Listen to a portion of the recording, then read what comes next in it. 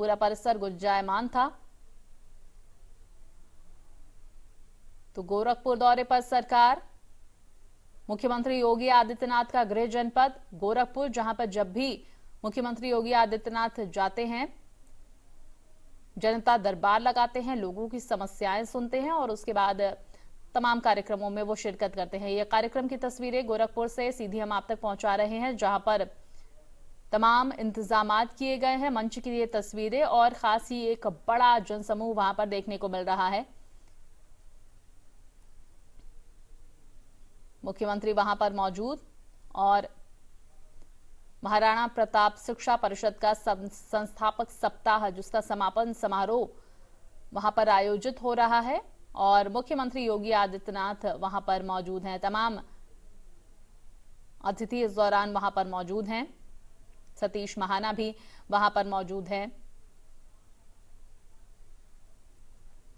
तो संस्थापक सप्ताह के समापन समारोह में शामिल होते हुए उत्तर प्रदेश के मुख्यमंत्री योगी आदित्यनाथ, तस्वीरें आपकी टीवी स्क्रीन पर, और एक बड़ा जनसमूह भी वहां पर देखने को मिल रहा है। मंच पर ये तमाम लोग मौजूद उत्तर प्रदेश के मुख्यमंत्री योगी आदित्यनाथ के साथ।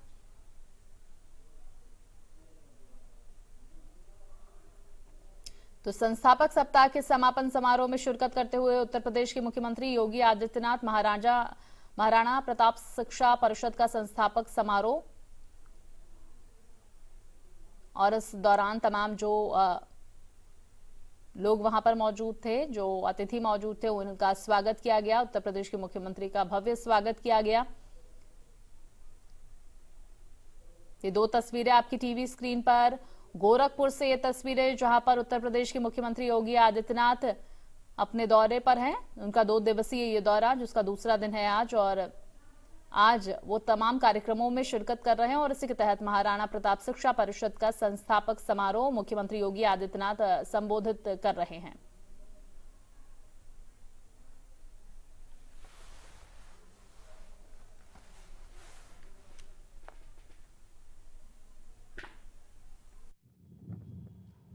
मुख्य अतिथि के रूप में उपस्थित राज्यसभा के माननीय उपसभापति माननीय श्री हरवंश नारायण जी, उत्तर प्रदेश विधानसभा के माननीय अध्यक्ष और आज के समारोह के मुख्य वक्ता के रूप में जिनका उद्बोधन आप सबको प्राप्त हुआ है, माननीय श्री सतीश महाना जी, महाराणा प्रताप शिक्षा परिषद के अध्यक्ष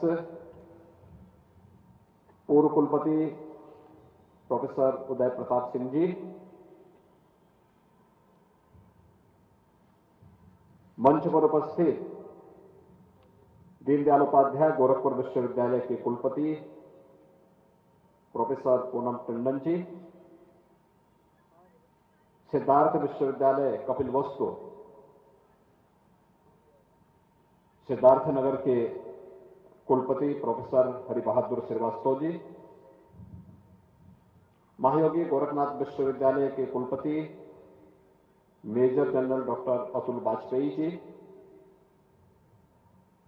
मंच पर उपस्थित हमारे माननीय जनप्रतिनिधिगण, महाराणा प्रताप शिक्षा परिषद के सम्मानित पदाधिकारीगण, महाराणा प्रताप शिक्षा परिषद से संबद्ध विभिन्न शिक्षण प्रशिक्षण संस्थाओं से जुड़े हुए सभी प्रधानाचार्य, प्राचार्य, प्रभारीगण, शिक्षकगण, अभिभावकगण और प्यारे बच्चों,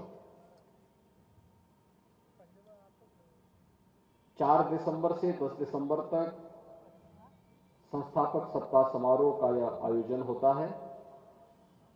आज मुख्य महोत्सव है। इस अवसर पर हम लोगों के आग्रह पर, हम लोगों के अनुरोध पर इस समारोह में मुख्य अतिथि के रूप में आज इस समारोह को अपना मार्गदर्शन प्रदान किया और उनका सानिध्य जिनका प्राप्त हो रहा है, राज्यसभा के माननीय उपसभापति और जिन्होंने लेखनी को अपने जीवन का एक हिस्सा बना करके वे निरंतर इस क्षेत्र में कार्य करते रहे और आज एक राजनेता के रूप में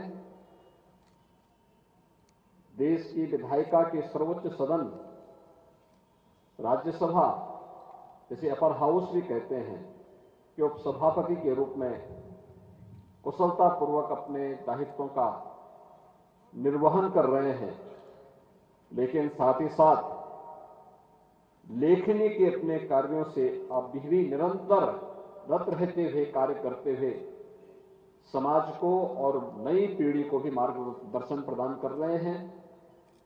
आज आपका सानिध्य और मार्गदर्शन महाराणा प्रताप शिक्षा परिषद और उससे संबद्ध संस्थाओं को प्राप्त हुआ है।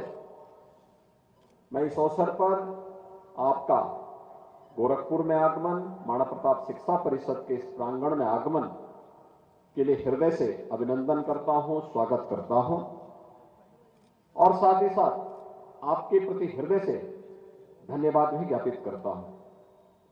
एक लंबा अनुभव है आपके पास पत्रकारिता का, लेखनी का और छात्र जीवन से ही लोकतांत्रिक मूल्यों की रक्षा के लिए संघर्ष करने का जो एक जज्बा रहा है वह आपके लेखनी के माध्यम से भी दिखता है। देश के अंदर लोकतंत्र को बचाने के लिए जयप्रकाश जी के नेतृत्व में चले उस आंदोलन में एक छात्र के रूप में अग्रणी पंक्ति में रहकर के आप उस आंदोलन का हिस्सा बने थे और उस अभियान को आगे बढ़ाया।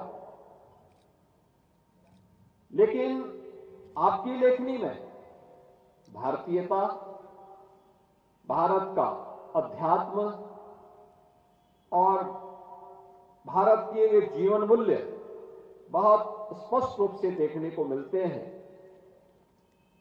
जिनमें भारत की विशेषज्ञता है और दुनिया में जब भी भारत पुनः विश्व गुरु के रूप में स्थापित होगा उसमें भारत की उस विरासत का, भारत के उन मूल्यों का महत्वपूर्ण योगदान होगा।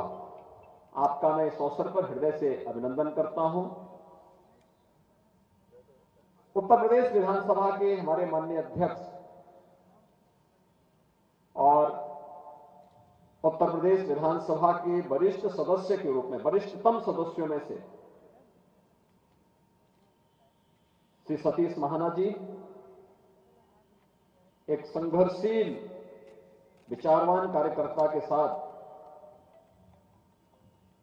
एक राजनेता के रूप में, एक उद्यमी के रूप में और एक शिक्षाविद के रूप में अपने कार्यों को आगे बढ़ाए हैं।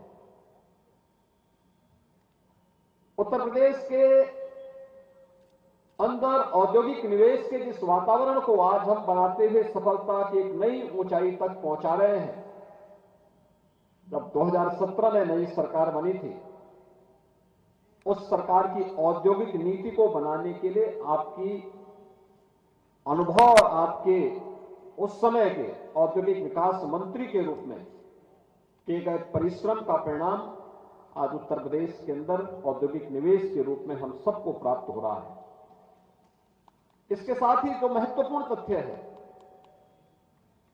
देश के अंदर लोकतंत्र के जो महत्वपूर्ण स्तंभ हैं, विधायिका, कार्यपालिका और न्यायपालिका। विधायिका कैसे विचारों के मंथन का केंद्र बिंदु बन सकता है, कैसे हम वहां पर विभिन्न विचारों को एक मंच पर, एक स्थल पर सुन सकते हैं और उसको एक डिबेट का माध्यम बना करके विकास के साथ आगे बढ़ा सकते हैं। आपने पिछले 1.5 वर्ष के अंदर उत्तर प्रदेश विधानसभा की कार्रवाई को चलते हुए देखा होगा। बहुत शांतिपूर्ण तरीके से गंभीर चर्चा पर चर्चा का केंद्र बिंदु बनता है। यह आज उत्तर प्रदेश के अंदर देखने को मिल रहा है। इसके साथ ही उन्हें शिक्षा के क्षेत्र का भी, उद्यम के क्षेत्र का भी एक लंबा अनुभव उनके पास है, एक वरिष्ठ राजनेता के रूप में, और जीवन के अपने अनुभवों का लाभ आज अपने मुख्य वक्ता के रूप में महाराणा प्रताप शिक्षा परिषद और संबद्ध संस्थाओं को प्रदान किया है। मैं इस अवसर पर हृदय से आपका अभिनंदन करता हूं, आपकी प्रति हृदय से महाराणा प्रताप शिक्षा परिषद की ओर से धन्यवाद भी ज्ञापित करता हूं। आज यहां पर हमारे जो अपने माननीय अतिथि आए हैं उन सब का भी हृदय से अभिनंदन करता हूं। आज ये मुख्य महोत्सव है। मुझे प्रसन्नता है कि पिछले एक सप्ताह के अंदर जो विभिन्न प्रकार की प्रतियोगिताएं हुई हैं, बहुत शांतिपूर्ण तरीके से वे सभी कार्यक्रम यहां पर संपन्न हुए, और आज जो भी उन सभी प्रतियोगिताओं में विजेता हैं उन सभी को आज यहां पे पुरस्कार वितरण हमारे मुख्य अतिथि और मुख्य वक्ता के कर कमलों से प्रदान किया जाएगा। हम सबको इस बारे में ध्यान रखना होगा। महाराणा प्रताप शिक्षा परिषद, इसकी स्थापना सन 1932 में योग पुरुष ब्रह्मलीन महंत दिग्विजय नाथ जी महाराज ने किया था। 1932, याद करिए, आज से 91 वर्ष पहले जब देश गुलाम था, और गुलामी के उस कालखंड में बहुत सारे लोग निराश थे, हताश थे, पता नहीं क्या होगा, लेकिन तब भी एक संत के मन में एक उत्साह और उमंग था कि नहीं, ये गुलामी बहुत अधिक दिनों तक नहीं चल सकती है, ये देश आजाद होगा।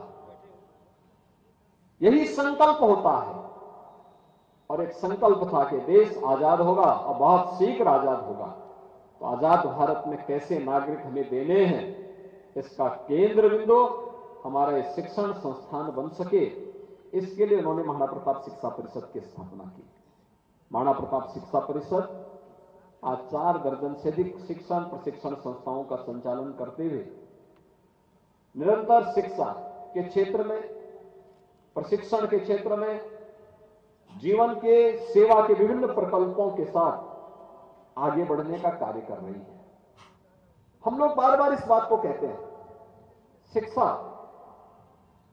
वास्तव में केवल पुस्तकीय ज्ञान नहीं है, आपको शिक्षित बना सकती है, सर्टिफिकेट दे सकती है, डिप्लोमा दे सकती है, डिग्री दे सकती है, लेकिन जब तक ये शिक्षण संस्थान जिनके लिए स्थापित किए गए हैं, जिनके बीच में स्थापित किए गए हैं, जब तक उनके बीच में हमारा सेवा संवाद नहीं होगा, जब तक समाज की जानकारी, देश की जानकारी, वहां की सामाजिक, वहां की भौगोलिक, वहां की विभिन्न प्रकार की जानकारियों को जब तक हम लोग अपने साथ जोड़ करके नहीं देखेंगे, वह अनुभव जो है वही अनुभव वास्तविक ज्ञानवान है, वो ज्ञानवान बनाएगी। शिक्षित बनना ये शिक्षण संस्थानों का काम है, लेकिन शिक्षित होने के साथ साथ ज्ञानवान भी आप बन सके, ये आपके लिए उससे भी महत्वपूर्ण होगा, और वह आपको जीवन के किसी भी संग्राम में विजेता बनने के लिए निरंतर प्रेरित करेगा। इसकी शुरुआत होती है कृतज्ञता से। 1932 में जब इस शिक्षण संस्थान की स्थापना महंत दिग्विजय नाथ जी महाराज ने की थी, उसके पीछे का हेतु क्या था? उनके शिक्षा के जो गुरु थे,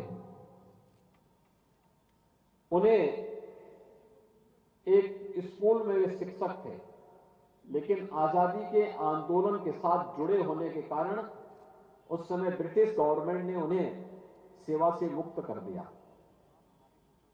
अब अपने गुरु के लिए एक योगी, एक सन्यासी, एक साधु एक स्कूल खोलता है, और फिर उनके सम्मान के लिए जो स्कूल खोला गया था वो आज महाराणा प्रताप इंटर कॉलेज के रूप में, और उससे साथ साथ शिक्षा परिषद के द्वारा संचालित लगभग 4 दर्जन से ऊपर के शिक्षण प्रशिक्षण संस्थाएं उसका उदाहरण बनी हुई है। यानी गुरु के प्रति एक शिष्य का कृतज्ञता ज्ञापन के स्वरूप में कि अगर गुरु के ऊपर उनको इसलिए अपने स्कूल से और नौकरी से हाथ धोना पड़ा क्योंकि उन्होंने देश की आजादी के इस राष्ट्र यज्ञ में अपना योगदान दिया है, तो विदेशी हुकूमत उसे नौकरी से वंचित कर देगी। इसके लिए उन्होंने अपने गुरु के सम्मान में एक स्कूल खोला और उसका प्रधानाचार्य उन्हें बनाया और फिर वह स्कूल आगे बढ़ता है। याद रखना, जीवन में कृतज्ञता ज्ञापित करने का भाव हमारे मन में सदैव बने रहना चाहिए। ये कृतज्ञता का भाव अगर हमारे मन में है तो यह हमें सदैव सकारात्मक ऊर्जा से भरपूर करके आगे बढ़ने के लिए प्रेरित करेंगे। लेकिन साथ साथ परिश्रम और पुरुषार्थ का कोई भी विकल्प नहीं हो सकता है। खूब परिश्रम करना, जिस कार्य को आपको करने के लिए दिया जाए एक समय सीमा के अंदर उसको करते हुए हम आगे बढ़ेंगे। और याद रखना, दिनकर की पंक्तियां हमें सदैव याद रखनी चाहिए जिन्होंने कही थी, यानी बहुत छोटी सी पंक्तियां हैं जिसमें दिनकर बहुत अच्छे शब्दों में इन बातों को कहते हैं। वसुधा का नेता कौन हुआ, भूखंड विजेता कौन हुआ, नौ धर्म प्रणेता कौन हुआ, जिसने न कभी आराम किया और विघ्नों में रहकर काम किया। याद रखना, विपरीत परिस्थितियों में भी धैर्य खोए बगैर निरंतर अपने लक्ष्यों की ओर बढ़ते हुए हमें सफलता की नई ऊंचाइयों को प्राप्त करना है। मुझे प्रसन्नता है, महाराणा प्रताप शिक्षा परिषद के मुख्य महोत्सव में आज जो विजेता छात्र छात्राएं हैं और संस्थाएं हैं उनको यहां पर आज सम्मानित किया जाएगा। मैं इस अवसर पर सभी विजेता छात्र छात्राओं को, संस्थाओं को और उससे जुड़े हुए जितने भी उनके प्रधानाचार्य हैं, शिक्षक हैं, कर्मचारी हैं, उन सबको भी हृदय से बधाई देता हूं, अपनी शुभकामनाएं देता हूं, विश्वास व्यक्त करता हूं कि अन्य शिक्षण प्रशिक्षण संस्थाएं भी, अन्य छात्र छात्राएं भी उससे प्रेरित होकर के और भी मेहनत के साथ आगे बढ़ेंगे। आप सबके प्रति मेरी शुभकामनाएं। धन्यवाद। जय हिंद। बहुत बहुत धन्यवाद पूज्य महाराज श्री, आपका आशीर्वाद प्राप्त हुआ महाराणा प्रताप शिक्षा परिषद की युवा पीढ़ी को।